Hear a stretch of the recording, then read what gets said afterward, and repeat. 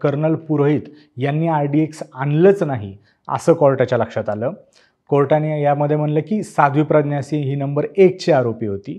त्यांच्यावर आरोप होता की या ब्लास्टमध्ये लागणारी बाईक सायकल त्यांनी पुरवली होती, पण त्यातील चेसी नंबर हा सापडलाच नाही आणि या पुराव्याच्या अभावी साध्वी प्रज्ञा सिंह यांना सुद्धा निर्दोष सोडण्यात आलं। याबरोबरच या सगळ्यांनी मिळून काही गुप्त बैठका घेतल्या होत्या का याचा सुद्धा कोर्टाला कसलाही पुरावा सापडला नाही असं कोर्ट बोललं। बाईक सोडून अजूनही काही स्फोट झाले होते, त्याच्यामुळे एकूणच तपास यंत्रणेवर कोर्टाने संशय व्यक्त केला आहे आणि आरोपींवर संशय आहे म्हणून ते दोषी होत नाही असा सुद्धा न्यायनिवाडा कोर्टाने केला आहे। त्याच्यामुळे फक्त संशय आहे म्हणून यांना आम्ही आरोपी करू शकत नाही असं कोर्ट मानले। 17 वर्षानंतर या 7 आरोपींची मुक्तता केलेली आहे आणि पुरावे नीट संरक्षित केले गेले नाही असं सुद्धा ATSला कोर्ट म्हणलेलं आहे।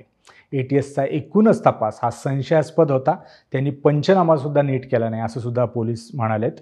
UAPA लावणं सुद्धा योग्य नाही असं कोर्ट म्हणालं।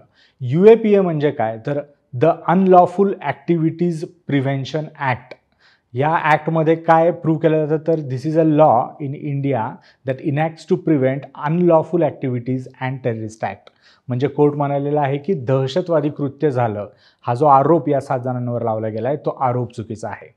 सोबतच अभिनव भारत ही ज्या संघटनेचं नाव आहे दहशतवादी कृत्यामध्ये समोर आलं, ती दहशतवादी संघटना या सगळ्या गोष्टीमध्ये निर्दोष आढळली।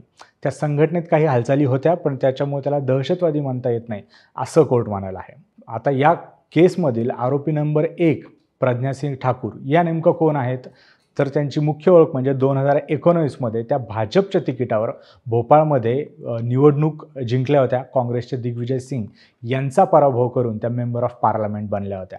यासोबतच त्यांचं एक फेमस वक्तव्य म्हणजे गांधीजींची हत्या ज्या नथुराम गोडसेने केली त्यांना त्या देशभक्त मानल्या होत्या आणि त्याच्यामुळे सुद्धा त्या चर्चेत आल्या होत्या। BJPमध्ये जाण्याच्या आधी अखिल भारतीय विद्यार्थी परिषदेमध्ये सुद्धा त्या होत्या।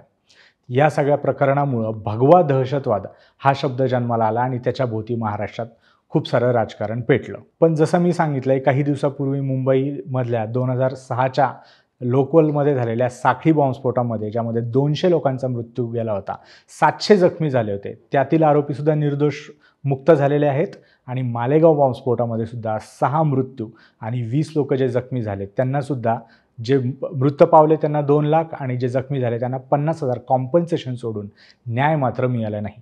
त्यामुळे ATSच्या काम करण्याच्या पद्धतीवर प्रश्नचिन्ह निर्माण झालंय, न्यायव्यवस्थेवर सुद्धा प्रश्नचिन्ह निर्माण झालंय। याबाबत सरकार काही पावलं घेणार का हे आपल्याला पुढे बघावं लागेल। अशा प्रत्येक राजकीय अपडेटसाठी सरकारनामाला सबस्क्राईब करा।